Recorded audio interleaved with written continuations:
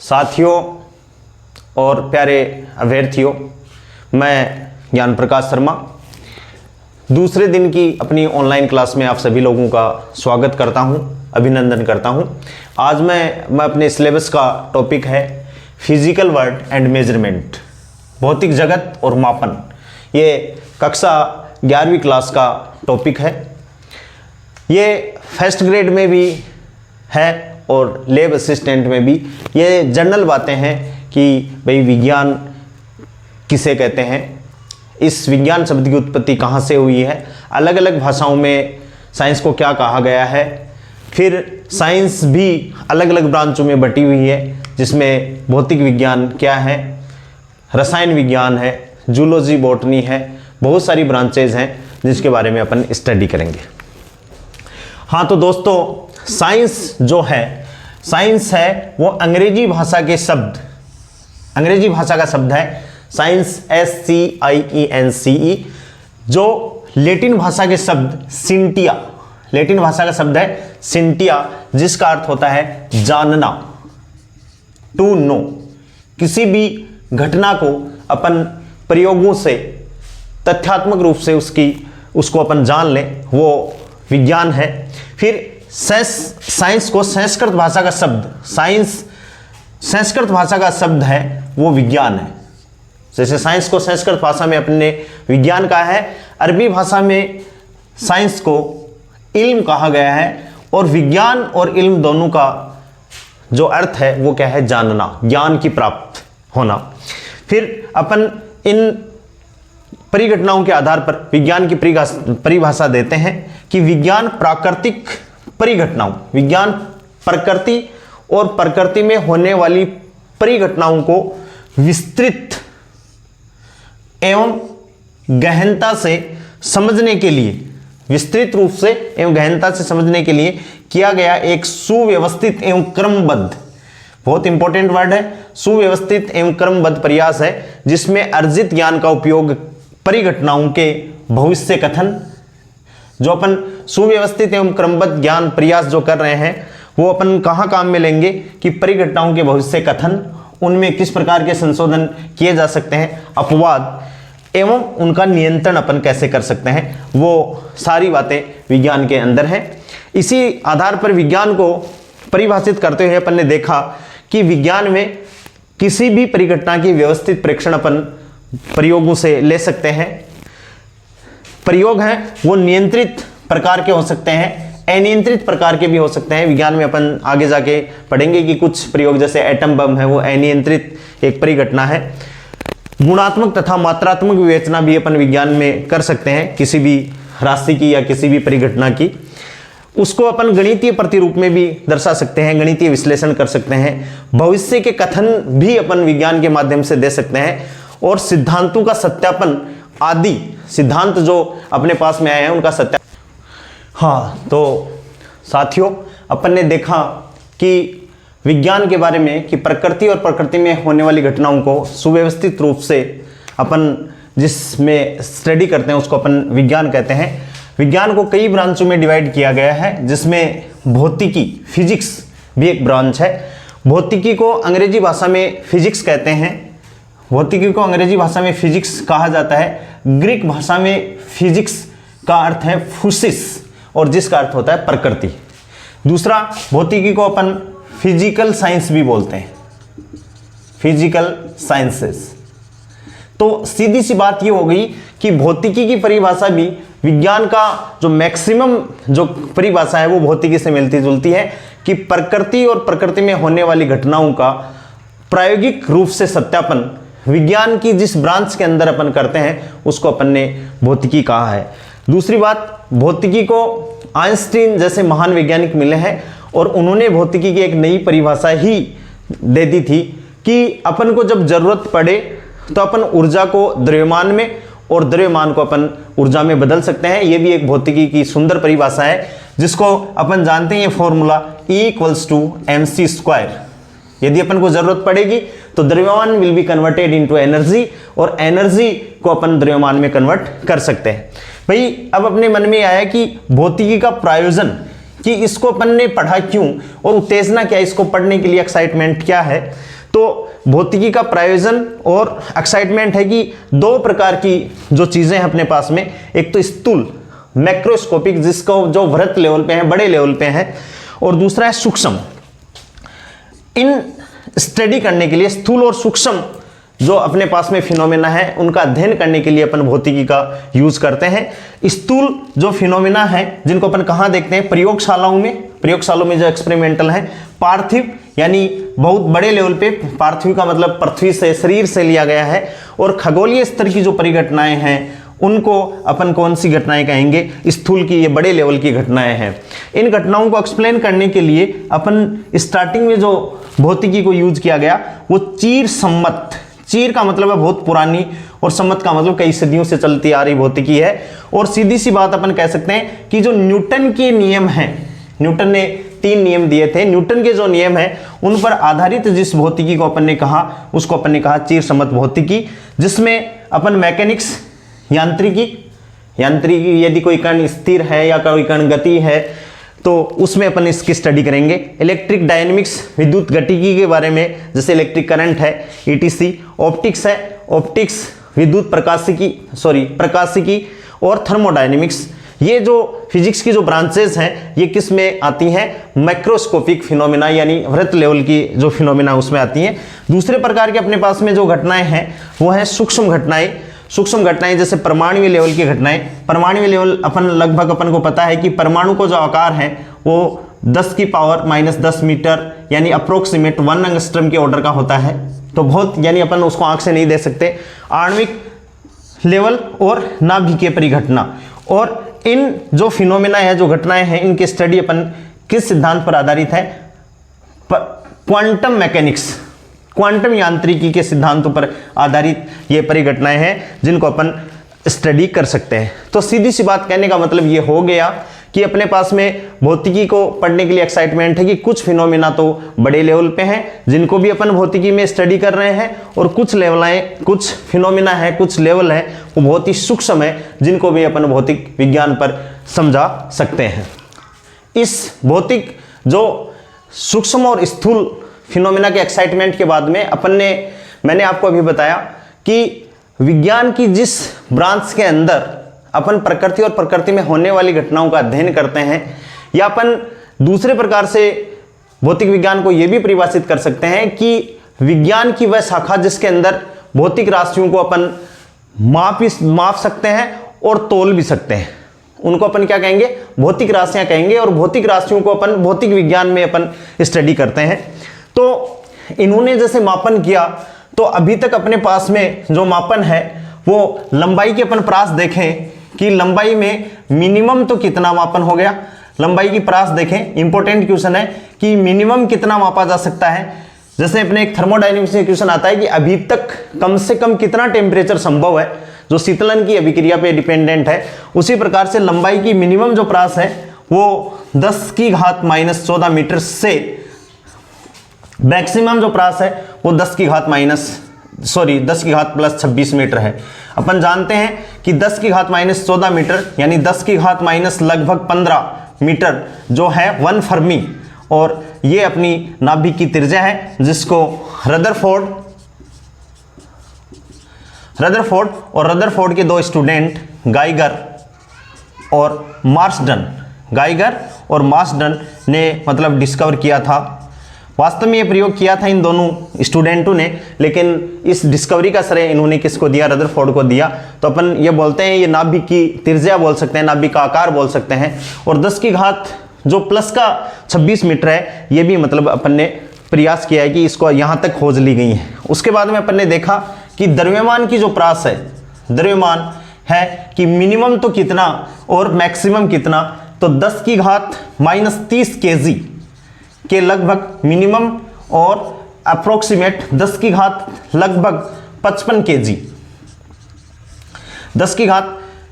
10⁻30 kg ये लगभग अपने पास में इलेक्ट्रॉन का द्रव्यमान यदि अपन को याद है तो मास ऑफ इलेक्ट्रॉन 9.11 × 10⁻31 kg जो पॉसिबल है, और 10 की घात अपन मान सकते हैं अपना जो फिजिकल वर्ल्ड है, अपना जो ब्रह्मांड है, उसका द्रव्यमान अपन मान सकते हैं। तो द्रव्यमान की परास 10 की घात -30 kg, यानी इतना कम द्रव्यमान अपन ने जो डिस्कवर किया है, जो तोला है, जो खोजा है, वो फिजिक्स के उपकरणों की ही देन है। और समय की जो मिनिमम परास है, टाइम, समय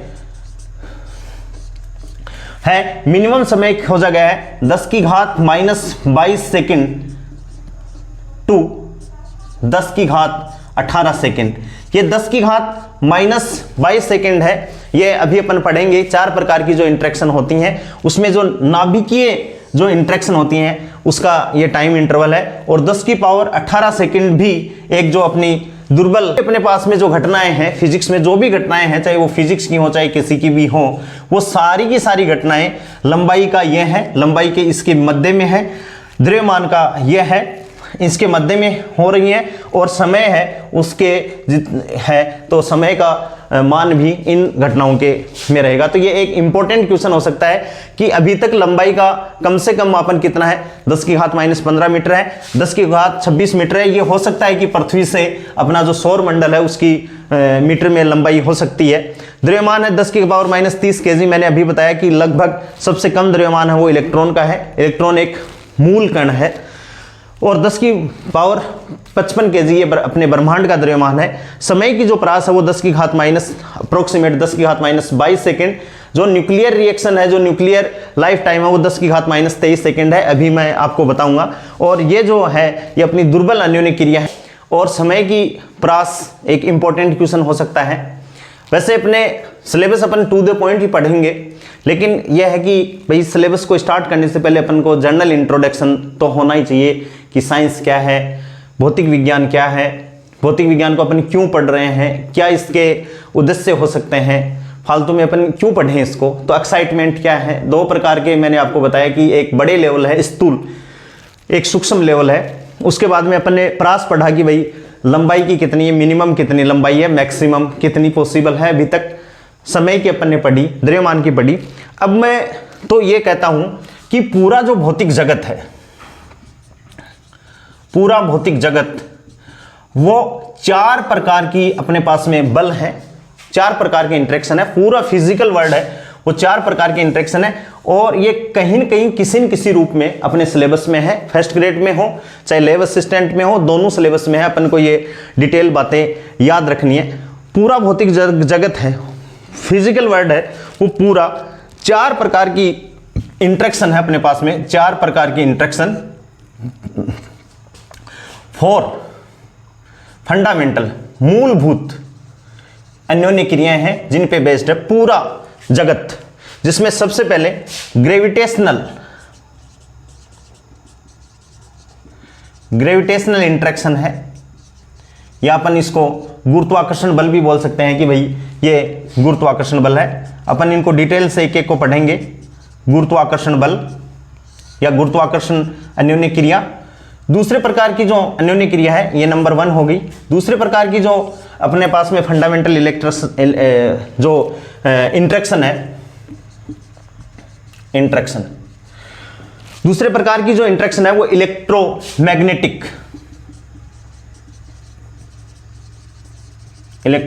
इंटरेक्शन है, जिसको अपन बोलते हैं विद्युत चुंबकीय अन्योन्य क्रिया या विद्युत चुंबकीय बल बोल सकते हैं इसको अपन। तीसरे प्रकार की जो इंटरेक्शन है वो अपन बोल सकते हैं परबल या न्यूक्लियर इंटरेक्शन, न्यूक्लियर इंटरेक्शन या परबल बल बोल सकते हैं। और चौथे प्रकार की जो इंटरेक्शन है उसका नाम है वीक इंटरेक्शन या अपन इसको बोल सकते हैं दुर्बल बल। अभी तो अपना जो टॉपिक है जो मैंने स्टार्ट किया फिजिकल वर्ल्ड एंड मेजरमेंट, इस टॉपिक में ये नहीं है, लेकिन अपने पास न्यूक्लियर फिजिक्स अपने सिलेबस में है, वहां अपन पढ़ सकते हैं। न्यूक्लियर फोर्सेस अपने सिलेबस में है, पूरी इलेक्ट्रोमैग्नेटिज्म अपने सिलेबस में है, वहां ये इंटरेक्शन है। न्यूक्लियर इंटरेक्शन प्रबल है वो पूरी अपने सिलेबस, ग्रेविटेशनल फोर्स है, न्यूटन का गुरुत्वाकर्षण का नियम है वो अपन पढ़ेंगे। और दुर्बल बल जब अपन अल्फा बीटा और गामा डी के पढ़ेंगे तब ये दुर्बल इंटरेक्शन अपने पास में आएगी। अब अपन को इनकी डिटेल स्टडी करनी है कि भाई ये इंटरेक्शन पूरे किस हिसाब से आएंगी। तो सबसे पहले मैं इसको स्टार्ट कर रहा हूं गुरुत्वाकर्षण ग्रेविटेशनल इंटरेक्शन से, कि भाई ग्रेविटेशनल जो इंटरेक्शन है उसमें क्या क्या चीजें पॉसिबल हैं। दूसरी बात मैं एक चीज आप सभी लोगों को बताना चाहता हूं कि इंटरेक्शन तब तक नहीं हो सकती जब तक दो चीजों के बीच में कोई न कोई तीसरी चीज ना हो। जैसे मान लो मैं इस बोर्ड के साथ में इंटरेक्शन कर रहा हूं तो दो चीजें हैं, एक तो बोर्ड, एक मेरा हाथ, और उनके बीच में इंटरेक्शन हो रही है वो इस मार्कर के स्याही की वजह से हो रही है। दूसरी बात अपन ये कह सकते हैं कि आप सुन रहे हो, मैं बोल रहा हूं, तो something will be transfer from me to you. तो और वो क्या है? आवाज का क्वांटा, जिसको अपन कहते हैं फोनोन। यानी इशारों में भी क्या हो सकती है? इंटरेक्शन हो सकती है। तो इंटरेक्शन का मतलब है कोई न कोई चीजें, दो वस्तुओं के बीच में किसी न किसी चीज का क्या होना चाहिए? आदान प्रदान होना चाहिए। तो सबसे पहले अपन बात करेंगे गुरुत्वाकर्षण बल की।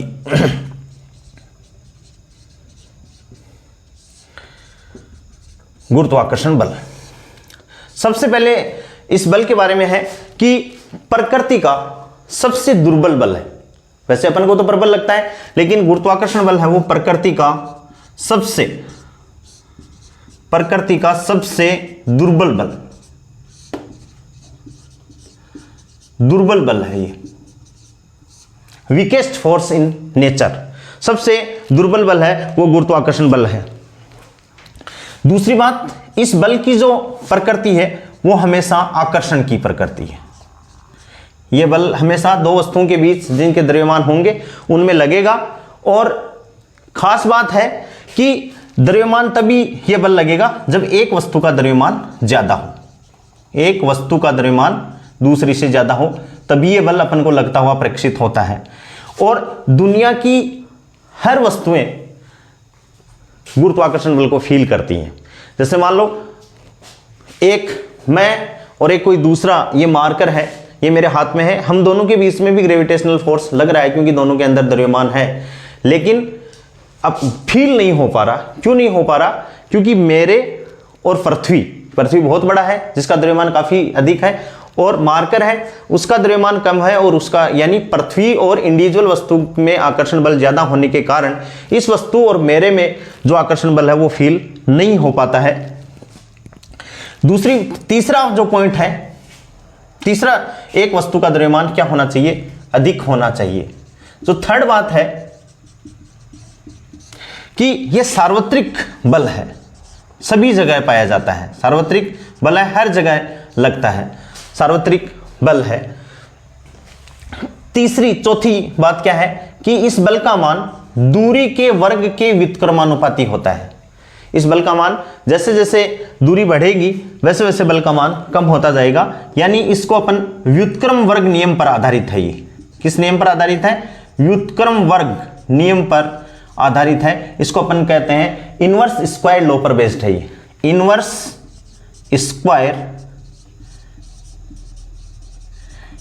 स्क्वायर लॉ पर ये बेस्ड है। नेक्स्ट बात है कि अभी मैंने बताया कि जब तक इंटरेक्शन नहीं हो सकती तब तक इनके बीच में कोई न कोई वस्तु का आदान प्रदान नहीं हो। तो गुरुत्वाकर्षण बल जिन वस्तुओं के बीच में लग रहा है उनके बीच में एक कण है जो आदान प्रदान होता है, उसको अपन ने नाम दिया है ग्रेविटोन। इंपॉर्टेंट बात है, उस कण का नाम है ग्रेविटोन। जो दो वस्तुओं के बीच में, जिनके बीच में गुरुत्वाकर्षण बल लग रहा है, उनके बीच में आदान प्रदान होता है। ग्रेविटोन के लिए S बराबर 2 है, यानी इसकी स्पिन का मान 2 है।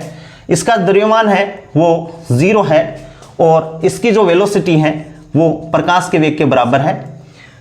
ये जो है ये प्रिडिक्टेड है, लेकिन अभी तक प्रिडिक्टेड तो है, लेकिन अभी तक डिटेक्ट नहीं हुआ है। अभी तक ये बल डिटेक्ट नहीं हुआ है। ये जो बल है, गुरुत्वाकर्षण का बल है, वो किसी कण की वेग, ये जो गुरुत्वाकर्षण बल है वो किसी कण के वेग और उसकी गति पर निर्भर नहीं कर रहा, वेग तथा गति कणों की गति पर निर्भर नहीं करता है। और विश्व की जो बहुत बड़ी बड़ी चीजें हैं जैसे तारे हैं, सूर्य हैं, मंदाकिनियां हैं, उनके बीच में ये बल लगता है। गुरुत्वाकर्षण बल की जो स्ट्रेंथ है उसको अपन एक नियतांक से निरूपित करते हैं, उस नियतांक को अपन बोलते हैं अल्फा जी, और इसका मान होता है जी mn स्क्वायर बटे h क्रॉस c।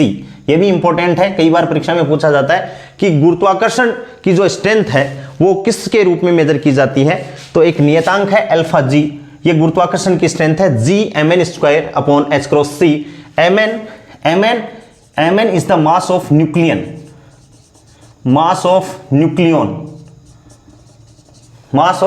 न्यूक्लियन आपको पता है प्रोटॉन एंड न्यूट्रॉन, एंड जी जो है वो गुरुत्वाकर्षण नियतांक है जिसका मान भी फिक्स होता है, सार्वत्रिक ये नियतांक है, सार्वत्रिक नियतांक है। इस प्रकार से गुरुत्वाकर्षण बल सबसे प्रकृति का सबसे दुर्बल बल है, या इसको अपन क्या कहते हैं, गुरुत्वाकर्षण अन्योन्य क्रिया कहते हैं, कि प्रकृति का सबसे दुर्बल वीकेस्ट फोर्स इन नेचर है। इसकी प्रकृति हमेशा आकर्षण की होती है, सार्वत्रिक बल है। और एक इंपॉर्टेंट चीज है कि इस बल की जो परास होती है, इस बल की जो परास होती है वो अनंत परास, बहुत अधिक अनंत परास, अनंत तक लगती है। लॉन्ग रेंज फोर्स है ये, लॉन्ग रेंज फोर्स, यानी आर की वैल्यू यदि अपन अनंत कर देंगे, यहां से आर की वैल्यू अपन इंफिनिटी कर देंगे तो एफ का मान, एफ समानुपाती 1 अपॉन इंफिनिटी का स्क्वायर, और एफ समानुपाती यानी एफ टेंस टू क्या हो जाएगा 0। तो ये जो बल है इसकी जो परास है वो अनंत परास का ये बल है। दूसरा, लाइफ टाइम इस इंटरेक्शन का इंपॉर्टेंट पॉइंट है। इस इंटरेक्शन का जो समय काल है, इसका जो जीवन काल है वो 10 की घात 16 सेकंड तक रहता है, 10 की घात 16 सेकंड तक इसका जीवन काल रहता है। उसको अपन कहेंगे विद्युत चुंबकीय बल। इसके बारे में भी अपन पढ़ेंगे कि भाई ये लॉन्ग रेंज, इसकी जो इस बल की जो परास होती है वो लॉन्ग रेंज है, यानी R tends to infinity then F tends to 0। ये आवेशित कणों के मध्य लगने वाला बल है,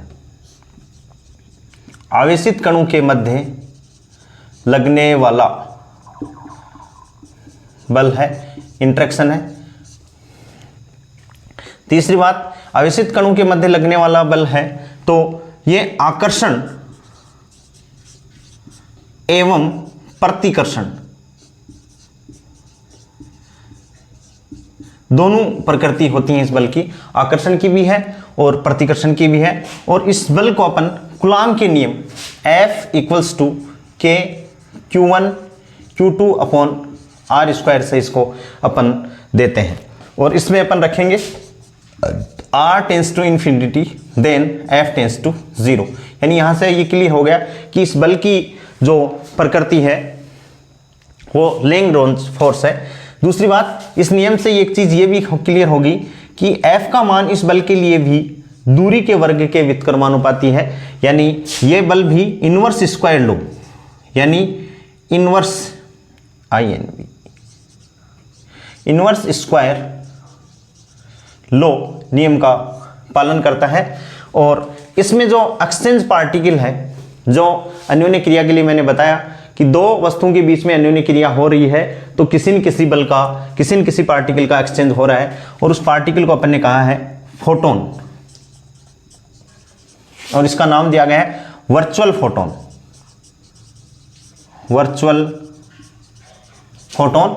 और इसके लिए S equals to 1, V equals to C और इसका M इक्वल्स टू 0, यानी अपन ने क्वांटम ऑफ लाइट जिसको अपन बोलते हैं फोटोन, ये है कि इलेक्ट्रोमैग्नेटिक जो इंटरेक्शन है उसका जो एक्सचेंज पार्टिकल है वो क्या है, फोटोन है, जिसे अपन वर्चुअल फोटोन बोलते हैं। गुरुत्वाकर्षण बल की तुलना में गुरुत्वाकर्षण बल प्रकृति का सबसे दुर्बल बल है, गुरुत्वाकर्षण बल की तुलना में काफी मजबूत बल है। मजबूत बल है किसकी तुलना में? गुरुत्वाकर्षण बल की तुलना में काफी मजबूत बल है। गुरुत्वाकर्षण बल की तुलना में काफी मजबूत बल है। इस बल की जो स्ट्रेंथ है वो फाइन स्ट्रक्चर कांस्टेंट के रूप में मेजर की जाती है, जिसमें alpha equals to E square upon H cross C, जहां पर इसकी जो इकाई है ई है वो फाइन स्ट्रक्चर कांस्टेंट है। एच क्रॉस अपन जानते हैं, H cross equals to H upon 2 pi होता है और सी प्रकाश का वेग है। और वेरी इंपॉर्टेंट क्वेश्चन है कि इस interaction tau E M, tau time interval है, ये जो विद्युत चुंबकीय जो अन्योन्य क्रिया है इसका जो लाइफ टाइम है, इसका जो जीवन काल है वो अप्रोक्सीमेट लगभग 10⁻⁻16 सेकंड से अप्रोक्सीमेट 10⁻⁻20 सेकंड के बीच में होता है कि ये यहाँ तक पॉसिबल है। और ये इंटरेक्शन है वो, ये जो विद्युत चुंबकीय बल है ये जो आवेशित कण है उनके वेग पर निर्भर करती है, यानी अपन ये कह सकते हैं कि ये मीडियम और वेलोसिटी डिपेंडेंट इंटरेक्शन है। Velocity and medium dependent interaction ये है। इस प्रकार से विद्युत चुंबकीय बल या विद्युत चुंबकीय इंटरेक्शन अपने बताया कि इसकी जो रेंज होती है वो लॉन्ग रेंज फोर्स है, यानी अधिक प्रयास होती है इसकी। आवेशित कणों के मध्य लगने वाला बल है। आकर्षण एवं प्रतिकर्षण दोनों प्रकृति होती है। इस बल को अपन कूलाम के नियम F = K/Q1Q2/r² से देते हैं। F समानुपाती 1/r² है, यानी दूरी के वर्ग के व्युत्क्रमानुपाती है कि जैसे जैसे दूरी का मान बढ़ेगा वैसे वैसे कण का बल का मान कम होता जाएगा, यानी ये नियम है वो व्युत्क्रम वर्ग नियम का पालन करता है। इसका जो एक्सचेंज पार्टिकल है उसको अपन ने फोटोन कहा है, जिसको अपन वर्चुअल फोटोन भी बोलते हैं। और इसको अपन लाइट का क्वांटा, जिसको प्लांक ने डिस्कवर किया था, S = 1, इसके लिए जो स्पिन है इसकी 1 है, V = c है, यानी इसका वेग है वो प्रकाश के वेग के बराबर है। और इसका जो द्रव्यमान है जिसको अपन कहते हैं विराम द्रव्यमान, उसका मान 0 है। और ये बल है वो गुरुत्वाकर्षण बल की तुलना में, गुरुत्वाकर्षण जो इंटरेक्शन है उसकी तुलना में काफ़ी मजबूत बल है। इस बल की जो स्ट्रेंथ है वो अपन फाइन स्ट्रक्चर कांस्टेंट के बीच से देते हैं, जिसका मान है अल्फा = E²/h×c। और इस इंटरेक्शन का जो लाइफ टाइम है, जीवन काल है, वो 10⁻⁻16 सेकंड से 10⁻⁻20 सेकंड है। ये बात इंपॉर्टेंट है, इसको याद करके आपको रखनी है। और ये जो इंटरेक्शन है वो वेलोसिटी एंड मीडियम डिपेंडेंट है। तीसरे प्रकार की जो इंटरेक्शन है जिसको अपन ने बोला है नाभिकीय बल या प्रबल बल, प्रबल बल बोलते हैं या नाभिकीय इंटरेक्शन अन्योन्य क्रिया बोल सकते हैं। ये प्रकृति का सबसे प्रबल बल है, प्रकृति का सबसे प्रबल बल है। और मोस्टली ये नाभिक की त्रिज्याओं के अंदर ही लगता है, यानी ये नाभिक के अंदर, ये नाभिक, और अपन जानते हैं रदरफोर्ड ने खोजा था नाभिक के अंदर प्रोटॉन और न्यूट्रॉन, जिनको अपन एक साथ मिलाकर क्या बोलते हैं, न्यूक्लियन। इनको क्या बोला जाता है, न्यूक्लियन बोला जाता है। तो ये बल प्रोटॉन न्यूट्रॉन के बीच में लग रहा है। यदि अपन कूलाम नियम की बात करें तो प्रोटॉन और प्रोटॉन के बीच में ये जो बल लग रहा है वो प्रतिकर्षण प्रकृति का होना चाहिए। किस प्रकार की प्रकृति का होना चाहिए, प्रतिकर्षण प्रकृति का होना चाहिए, यानी नाभिक को स्थायी नहीं होना चाहिए। भाई इतने प्रोटॉन हैं तो उनमें प्रतिकर्षण होगा, और प्रतिकर्षण होगा तो नाभिक को ब्लास्ट हो जाना चाहिए, लेकिन फिर भी मतलब नाभिक स्थायी है। इसका मतलब ये हो गया कि नाभिक के अंदर इस प्रतिकर्षण बल से भी मजबूत कोई बल लग रहा है, जिसको अपन ने क्या कहा है, नाभिकीय बल कहा है, जो नाभिक के अंदर प्रोटॉन तथा न्यूट्रॉन को आपस में बांधे रखता है। तो इसका मतलब ये हो गया कि इस बल की जो प्रकृति है वो किस प्रकार की प्रकृति होगी, आकर्षण प्रकृति का ये बल हो गया। यानी नाभिकीय बल है उसकी प्रकृति है वो कैसी है, आकर्षण प्रकृति का है। अभी अपन ने बात की कि नाभिकीय बल है वो नाभिक की त्रिज्या के अंदर ही लगता है, तो इसकी जो परास है, नाभिकीय बल की परास है वो सीमित होगी अपन इसको बोल सकते हैं कि इसकी जो प्रास है वो फाइनाइट रेंज, इसकी जो प्रास है उसकी फाइनाइट रेंज है। और वो कितनी है, अपन नाभिक की त्रिज्या जानते हैं, r इक्वल्स टू 10⁻⁻15 मीटर, जिसको अपन ने 1 फर्मी या 1 फेम्टोमीटर भी बोल सकते हैं, वो इसकी प्रास होगी। या नाभिकीय डायमेंशन, न्यूक्लियर डायमेंशन होगी, इसको अपन न्यूक्लियर डायमेंशन भी बोल सकते हैं। दूसरी बात, नेक्स्ट जो बात है कि भाई प्रोटॉन पे अपन जानते हैं कि प्रोटॉन पे आवेश होता है पॉजिटिव, प्रोटॉन पे आवेश पॉजिटिव, इस दूसरे प्रोटॉन पे भी पॉजिटिव। न्यूट्रॉन पे आवेश होता है नहीं, न्यूट्रॉन न्यूट्रल होता है, आवेश का मान 0 होता है। फिर भी proton proton proton, neutron neutron और प्रोटॉन न्यूट्रॉन और न्यूट्रॉन प्रोटॉन के बीच में इस बल का मान क्या होता है, बराबर होता है। तो अपन ये कह सकते हैं कि ये बल है वो किस पे, आवेश पर निर्भर नहीं करता, आवेश पर निर्भर नहीं करता, यानी आवेश चार्ज इंडिपेंडेंट इंटरेक्शन है। नेक्स्ट जो बात है कि आवेश पर तो निर्भर नहीं करता, लेकिन जो ये कण है, जो पार्टिकल है, उनकी स्पिन पर निर्भर करता है, स्पिन पर निर्भर करता है। अभी अपन ने बताया कि जो ये इंटरेक्शन यदि हो रही है तो इनके बीच में किसी न किसी कण का आदान प्रदान हो रहा है, और नाभिकीय बलों के बीच में जो कण आदान प्रदान हो रहा है उसको अपन बोलते हैं मेसोन। उन कणों को बोला जाता है मेसोन। मेसोन 3 प्रकार के हैं, पाई प्लस, पाई माइनस और पाई 0। ये जो एम पाई प्लस माइनस है, इनका द्रव्यमान अपन को 139.5 मेगा इलेक्ट्रॉन वोल्ट है। इन कणों का द्रव्यमान है वो 139.5 मेगा इलेक्ट्रॉन वोल्ट है।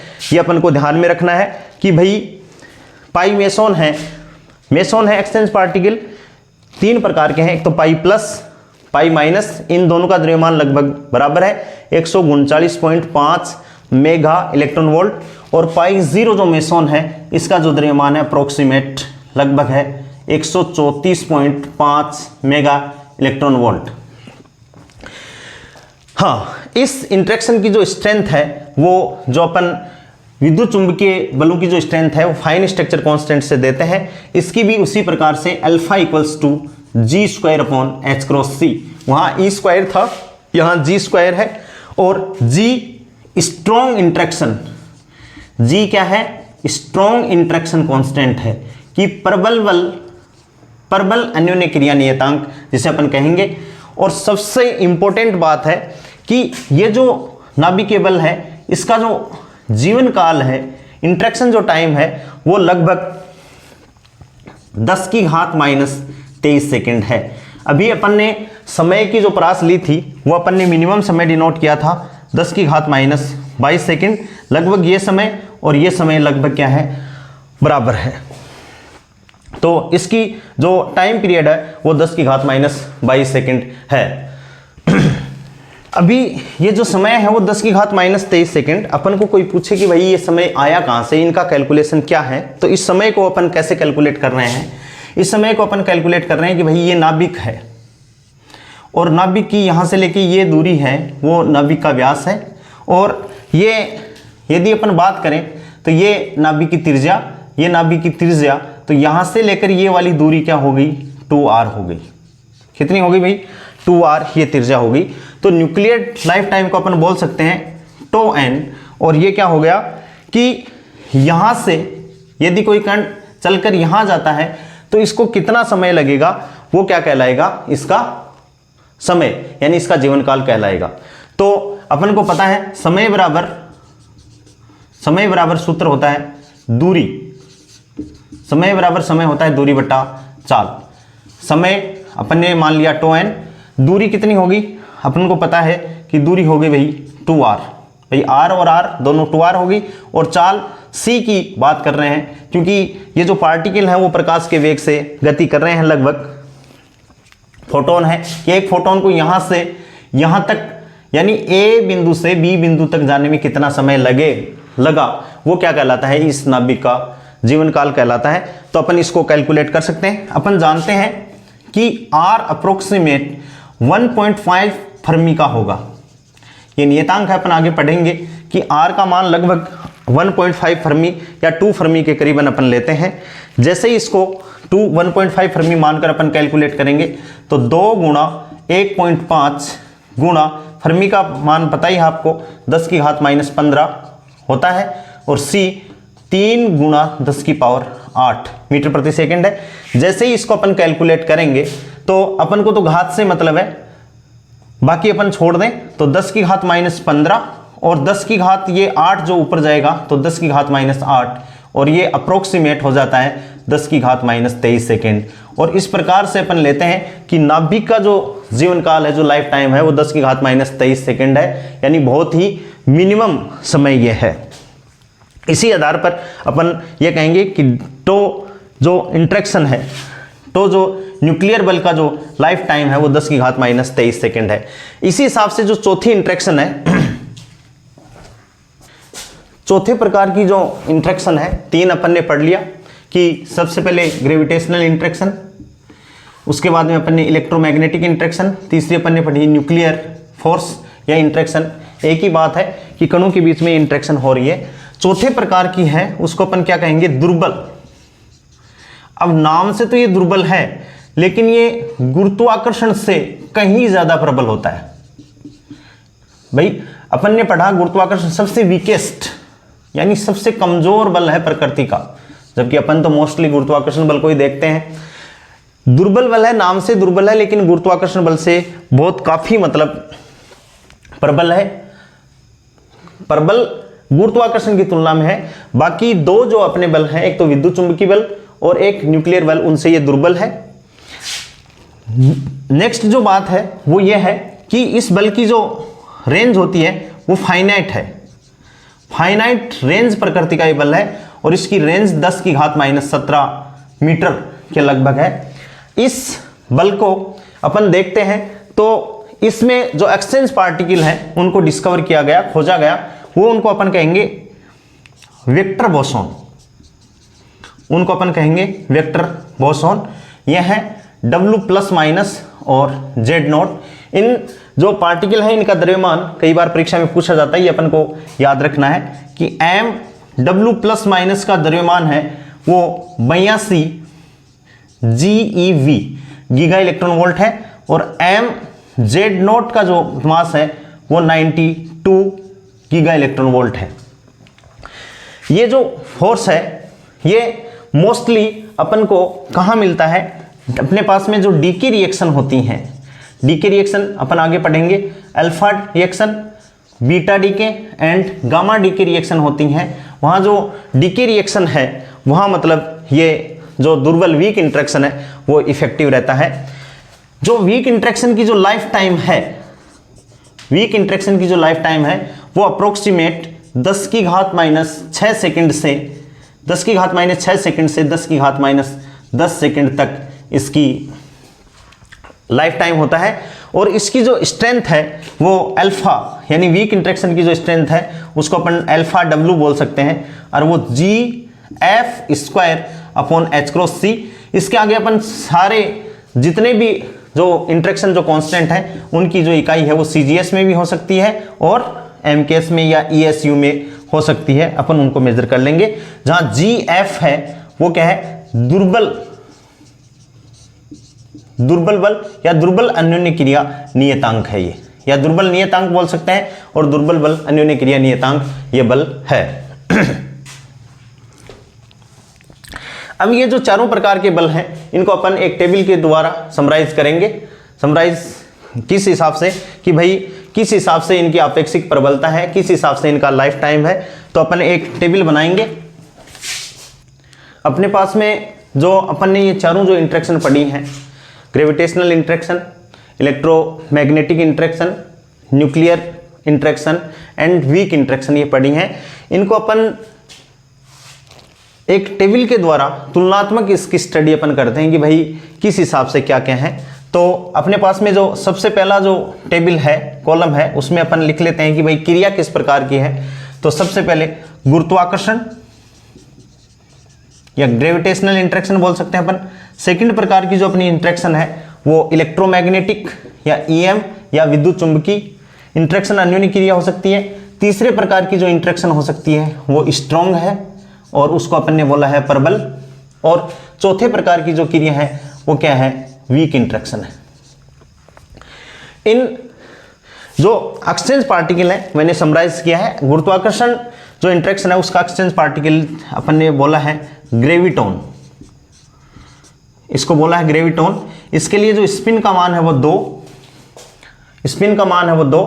इसके लिए जो मास है, इसके लिए जो मास है वो है 0, m बराबर 0। और इसका वेग जो अपन लेंगे v बराबर c लेंगे।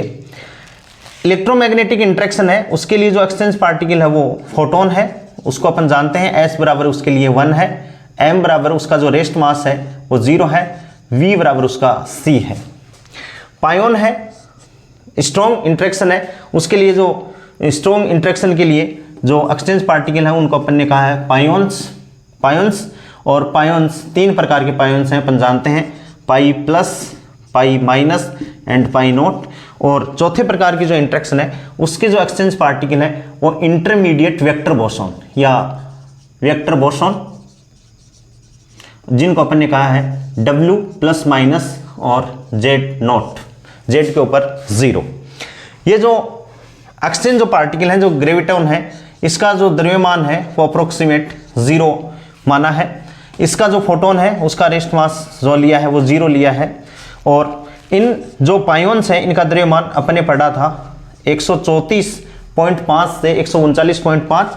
तो 134 से अपन इसको मान सकते हैं कि 134 से 139 मेगा इलेक्ट्रॉन वोल्ट की इनकी रेंज है। और इनका द्रव्यमान अपन ने अभी पढ़ा W प्लस माइनस, इसका जो द्रव्यमान है वो 82 giga electron volt, 82 giga electron volt. और mz नोट जो पार्टिकल है उसका द्रव्यमान है वो 92 गीगा इलेक्ट्रॉन वोल्ट है। इसकी जो प्रबलता है भाई, सबसे प्रबल बल है वो स्ट्रॉन्ग है। स्ट्रॉन्ग को यदि अपन मान लें 1 मान लें कि सबसे जो प्रबल बल है उसकी जो प्रबलता है वो 1 है, तो इस प्रबल बल की तुलना में कौन सा कमजोर है, तो अप्रोक्सीमेट 10 की घात -3 जो कमजोर है वो इस प्रबल बल की तुलना में इलेक्ट्रोमैग्नेटिज्म की जो इंटरेक्शन है, या अपन सीधा कह सकते हैं जो कूलाम का जो बल है वो जो अपना जो न्यूक्लियर फोर्सेज है उसकी कंपैरिजन में कूलाम का नियम हो 10 की घात -3 कमजोर है। और इस 1 की तुलना में जो ग्रेविटेशनल है वो 10 की घात -39 इसकी स्ट्रेंथ है। और इसकी जो वीक इंटरेक्शन है वो इस 1 की तुलना में 10 की घात -13 है। इसका मतलब ये हो गया कि यदि अपन को ये चीज याद हो गई तो अपन बता सकते हैं कि ये प्रकृति में सबसे प्रबल बल है। इस प्रबल बल से कई बार अपन को पूछ लिया जाता है कि भाई इनको प्रबलता के बढ़ते क्रम में या प्रबलता के घटते क्रम में लिखो, तो अपन किस हिसाब से लिख सकते हैं कि सबसे प्रबल बल तो ये हो गया, उसके बाद में इससे कम प्रबल 10 की घात -3, इसके बाद में कौन सा कम प्रबल 10 की घात -13, और सबसे दुर्बल जिसको अपन वीकेस्ट फोर्स कहा है उसको अपन 10 की घात -39 मान लेते हैं। लाइफ टाइम इसका जो इंटरेक्शन है इसका जो लाइफ टाइम है वो 10 की घात 16 सेकेंड अपन ने मेजर किया है कि जो गुरुत्वाकर्षण है उसकी जो रेंज है, जो इसका जो लाइफ टाइम है वो 10 की घात 16 इंटरेक्शन ऑफ टाइम इंटरवल। इसका जो टाइम इंटरवल है वो 10 की घात -16 सेकेंड से 10 की घात -20 सेकेंड तक, इनके बीच में ये रेंज दे दी। 10 की घात -16 सेकेंड से 10 की घात -20 सेकेंड इसकी रेंज दे दी। और इसका जो लाइफ टाइम है अभी अपन ने निकाला था 10 की घात -23 सेकेंड, या अपन इसको बोल सकते हैं न्यूक्लियर लाइफ टाइम भी बोल सकते हैं कि एक फोटोन को एक न्यूक्लियस के एक छोर से दूसरे छोर जाने में लगा समय 10 की घात -23 सेकेंड है। और जो वीक इंटरेक्शन है इसका जो लाइफ टाइम है वो 10 की घात -6 सेकेंड से 10 की घात -10 सेकेंड है। ये अपन को याद रखना है, ये बात इंपॉर्टेंट है, ये बात भी इंपॉर्टेंट है, नाभिकीय भौतिकी के हिसाब से भी इंपॉर्टेंट है। और ये जो एक्सचेंज पार्टिकल हैं वो अभी तक तो किसी परीक्षा में वैसे पूछे नहीं गए हैं, बाकी पूछ सकते हैं कि ये जो ग्रेविटोन है वो डिटेक्टेड है, नॉट प्रिडिक्टेड, डिटेक्टेड है, नॉट प्रिडिक्टेड है। फोटोन के बारे में अपन डिटेल से पढ़ लेंगे, पायोन्स हैं उनके बारे में भी अपन पढ़ेंगे। वेक्टर बोसोन है इंटरमीडिएट का मतलब है कि ये एक्सचेंज पार्टिकल है। तीसरा जो नेक्स्ट अपना जो लास्ट का है वो रेंज है। अपन ने पढ़ा था इस बल की जो रेंज होती है वो इन्फिनिटी है, क्योंकि ये F इक्वल्स टू, आपको पता है gravitational force G m1 m2, F equals to G m1 m2 upon r square है। r की वैल्यू यदि अपन अनंत कर देंगे, इन्फिनिटी कर देंगे, तो F का मान शून्य हो जाएगा। इसी प्रकार इस ये जो कूलाम का नियम लगता है इसमें, तो यहाँ भी F equals to K Q1 Q2 upon r square है। तो यहाँ भी इस बल की स्थिति ये है कि इसकी भी जो रेंज होती है वो इन्फिनिटी होती है, और नाभिकीय जो बल है उसकी जो रेंज है वो 10 की घात -15 मीटर, या अपन इसको 1 फर्मी बोल सकते हैं, या अपन इसको 1 फेम्टोमीटर बोल सकते हैं। और सबसे लास्ट जो दुर्बल बल है वो 10 की घात -17 मीटर है। ये इस इलेक्ट्रो जो अपने पास में वीक इंट्रैक्शन है, जो मोस्टली कहाँ होता है, अल्फा, बीटा और गामा, जो अपने डीके रिएक्शन है। डीके रिएक्शन का मतलब ये हो गया कि कोई भी हैवी पार्टिकल जिसका मास नंबर 200 से ज़्यादा हो वो टूटता है तो कुछ न्यूक्लियर नाभिकीय कण को जनरेट करता है, तो वहाँ ये फोर्स अपन को लगता हुआ दिखाई देता है। इस प्रकार से अपन ने चारों इंट्रैक्शनों के बारे में पढ़ लिया। एक मेन जो क्वेश्चन कई बार परीक्षा में क्वेश्चन आता है कि रेंज का और लाइफ टाइम का क्या है, तो लाइफ टाइम ऑफ इंट्रैक्शन ध्यान से देखना, लाइफ टाइम ऑफ इंट्रैक्शन हमेशा व्युत्क्रमानुपाती होता है। लाइफ टाइम ऑफ इंट्रैक्शन व्युत्क्रमानुपाती होता है स्ट्रेंथ ऑफ इंट्रैक्शन की। स्ट्रेंथ ऑफ इंट्रैक्शन, ये इंपॉर्टेंट बात है कि जिसकी स्ट्रेंथ ज्यादा होगी, जिस इंट्रैक्शन की स्ट्रेंथ ज्यादा होगी उसका लाइफ टाइम कम से कम होगा। जैसे लाइफ टाइम 10 की घात -23 सेकेंड है, तो इसकी स्ट्रेंथ वो सबसे ज्यादा मानी है, यानी 1 मानी है। 1 के कंपैरिजन में वो सारी चीजें कम हुई हैं। नोट करना चाहें तो नोट कर सकते हैं, और किसी भी प्रकार की कोई प्रॉब्लम हो तो आप मेरे को कमेंट्स में लिखिए, और मेरा पढ़ाया हुआ यदि आप लोगों के समझ में आ रहा है तो इसको आप आगे शेयर करिए, सब्सक्राइब भी कर दीजिए, जिससे मतलब मेरा भी थोड़ा सा हौसला बढ़े कि मैं जो पढ़ा रहा हूँ वो बच्चों को अच्छी तरह से समझ में आ रहा है। एक मोस्ट इम्पोर्टेंट क्वेश्चन है कि रेंज जो अपन ने, ये जो एक्सचेंज पार्टिकल हैं, जो इंट्रैक्शन हो रही है जिसमें एक्सचेंज पार्टिकल आ रहे हैं, ये इन एक्सचेंज पार्टिकल की रेंज यानी इनकी परास और इनका जो द्रव्यमान है उसमें क्या संबंध है। ये मोस्टली ये क्वेश्चन आता है, बहुत बार ये क्वेश्चन आया है, तो अपन इसके संबंध के बारे में कैसे जाने, तो इसके लिए मैं छोटा सा एक आपको बताता हूं। अपन को पता है, थोड़ा सा इंपॉर्टेंट क्वेश्चन है, बहुत इंपॉर्टेंट क्वेश्चन है, कई बार ये नेट में भी आया है, गेट में भी आया है, अभी भी आपके पास में आ सकता है। और ये सब, ये जो इसका आंसर है वो अपन को पता है, लेकिन अपन ऐसा सोच नहीं रहे हैं कि बात हो रही है न्यूक्लियर लेवल की, इन एक्सचेंज पार्टिकलों के लेवल की हो रही है, तो इनका मोस्टली जो वेग है वो c है। इन पार्टिकलों का वेग है वो c है, और अपन जानते हैं समय बराबर दूरी बटा चाल। अपन बात कर रहे हैं किसकी, रेंज की कर रहे हैं। रेंज का मतलब दूरी तो है, तो दूरी बराबर समय इंटू चाल, या दूरी बराबर चाल गुणा समय। यदि दूरी को मैं रेंज मान लूं तो c क्या हो गया, प्रकाश का वेग हो गया यानी चाल होगी, और डेल्टा t क्या हो गया, इनका समय। इसको अपन समीकरण नंबर देते हैं 1। अब अपन जानते हैं अनिश्चितता का सिद्धांत, जानते हैं कि भाई पार्टिकल है वो नाभिक में, जैसे नाभिक की अपन बात करें तो नाभिक में पार्टिकल है वो कहीं भी पाया जा सकता है, यानी अनिश्चित है। तो अनिश्चितता सिद्धांत का अपन सूत्र जानते हैं, delta E into delta T, यानी ऊर्जा में अनिश्चितता इंटू समय में अनिश्चितता का मान लगभग h क्रॉस के ऑर्डर का ये मान होता है। आइंस्टीन का जो द्रव्यमान ऊर्जा संबंध है उसको अपन क्या लिख सकते हैं, E equals to m exchange into c square. और जैसे ही इसमें चेंज कर देंगे डेल्टा E, इसमें चेंज कर देंगे तो c तो क्या है भाई, प्रकाश का वेग है, तो ये तो चेंज नहीं हो सकता, तो अपन ये मान सकते हैं c चेंज नहीं हो सकता, m एक्सचेंज पार्टिकल है वो भी फिक्स है, तो अपन डेल्टा E को m एक्सचेंज, तो डेल्टा E यहाँ से, डेल्टा T यदि अपन यहाँ से निकालें तो ये क्या हो गया, h cross upon delta E, और डेल्टा E का मान रख दें अपन तो h cut upon m x upon into c square. ये समीकरण नंबर हो गया 2। यानी अपने पास में समय का जो टाइम इंटरवल है उसका अपने पास में मान आ गया। समीकरण 2 का उपयोग अपन समीकरण 1 में कर लें तो क्या होगा, समीकरण 2 का उपयोग अपन समीकरण 1 में कर लें तो क्या होगा, एक बहुत इंपॉर्टेंट फॉर्मूला निकल के आ जाएगा जिसको अपन को रटना है, याद रखना है। ये नाभिकीय भौतिकी में पूछ सकता है। R इक्वल्स टू अपन ने लिखा है C इंटू डेल्टा टी बराबर C इंटू डेल्टा टी की वैल्यू कितनी है, H cross upon M EX। EX का मतलब है एक्सचेंज, जो पार्टिकल जो इंटरेक्शन में एक्सचेंज हो रहे हैं from one body to another body, उनका द्रव्यमान है M exchange into C square. एक C से एक C कट गया, अप्रोक्सीमेट ये कितना आ गया, H cross upon M exchange into C। इसमें H क्रॉस है वो नियतांक है, C भी नियतांक है, तो अपन ये कह सकते हैं कि जो रेंज है वो एक्सचेंज पार्टिकल के द्रव्यमान के व्युत्क्रमानुपाती होती है। बहुत इंपॉर्टेंट क्वेश्चन है। यहां से ये जो फॉर्मूला है ये कई बार डायरेक्ट भी परीक्षा में पूछा गया है कि जो रेंज होती है उसका मान कितना होता है, तो H cross upon M exchange C, और R व्युत्क्रमानुपाती क्या हो गया, जो विनिमय जो पार्टिकल एक्सचेंज पार्टिकल है उसके द्रव्यमान के व्युत्क्रमानुपाती हो गया। एक बार फिर से देख लें कि समय बराबर दूरी बटा चाल, R equals to C into delta T.